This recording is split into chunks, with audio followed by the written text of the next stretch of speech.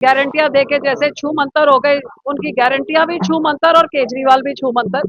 अब जैसे पंजाब के लोगों को इन्होंने बेवकूफ बनाया, सारे देश के लोगों को बनाने की कोशिश कर रहे हैं कि अभी भी जेल से कहता मैं मुख्यमंत्री का मैं अपना पद नहीं छोड़ूंगा, मैं जेल से चलाऊंगा।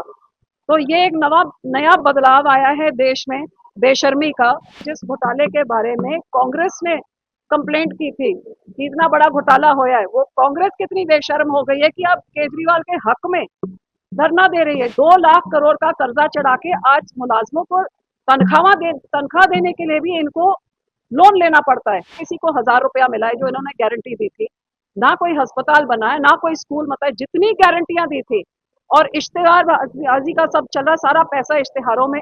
बेशर्म लोग हैं जिन्होंने 2.5 साल पहले पंजाब के लोगों को ऐसी गारंटियां दी थी और गारंटियां देके जैसे छू मंतर हो गए, उनकी गारंटियां भी छू मंतर और केजरीवाल भी छू मंतर। अब जैसे पंजाब के लोगों को इन्होंने बेवकूफ बनाया, सारे देश के लोगों को बनाने की कोशिश कर रहे हैं, लेकिन सारा देश समझ चुका है कि ये कट्टर बेईमान लोग हैं जो गारंटियां देते थे स्कूल और अस्पताल बनाने की, लेकिन स्कूल का मंत्री, अस्पताल का मंत्री समेत उनका मुख्यमंत्री भ्रष्टाचार करके जेलों में बंद है और इतने बेशर्म है कि अभी भी जेल से कहता मैं मुख्यमंत्री का मैं अपना पद नहीं छोड़ूंगा, मैं जेल से चलाऊंगा।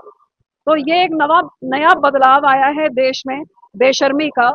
जहां लोगों के ऊपर जो कोई दाग भी लगता था, वो पहले स्टेप असाइड करते थे कि जांच हो जाए तब हम अपना पद संभालेंगे। ये इतना बड़ा बदलाव आ गया है कि जांच छोड़ो, जेल हो गई है, कोई आपको बेल नहीं दे रहा है। 1.5 साल से आपके साथी बैठे हैं, आप भी बैठे हैं और आप कह रहे हैं कि मैं मुख्यमंत्री का पद नहीं छोड़ूंगा, और लोगों का नुकसान हो रहा है। स्कूल में बच्चों को किताबें नहीं मिल रही हैं, कोई विकास का काम हो नहीं सकता क्योंकि मुख्यमंत्री जेल में बैठा, फाइल साइन नहीं हो सकती।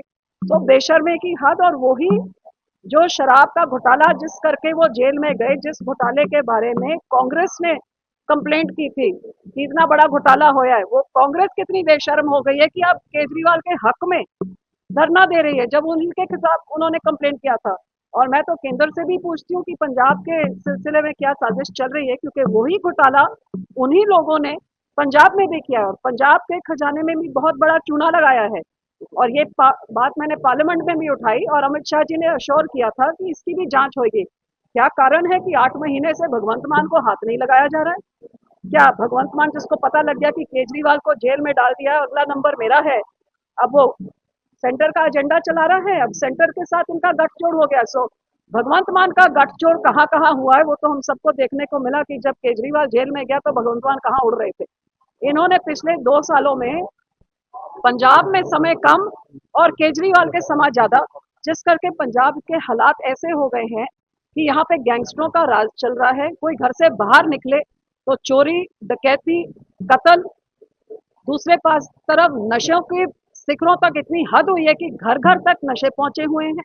रोजगार का कोई नाम नहीं है, एक भी गारंटी इन्होंने पूरी नहीं करी है और ऊपर से इतना कर्जा चढ़ा दिया है। कांग्रेस और आम आदमी ने मिल के 2 लाख करोड़ का कर्जा, जो 50 सालों में नहीं किसी सरकार ने चलाया था, इन दोनों ने 7 सालों में 2 लाख करोड़ का कर्जा चढ़ा के आज मुलाजमों को तनख्वाह देने के लिए भी इनको लोन लेना पड़ता है, कर्जा लेना पड़ता है। ये पंजाब के हालात कर दे। एक ईंट यहाँ पे डेवलपमेंट की नहीं, ना किसी को 1,000 रुपया मिला है जो इन्होंने गारंटी दी थी, ना कोई अस्पताल बना है, ना कोई स्कूल, मतलब जितनी गारंटियां दी थी और इश्तेहारबाजी का सब चला, सारा पैसा इश्तेहारों में कि यहाँ पे बेरोजगारी खत्म, यहाँ पे नशे खत्म, यहाँ पे करप्शन खत्म।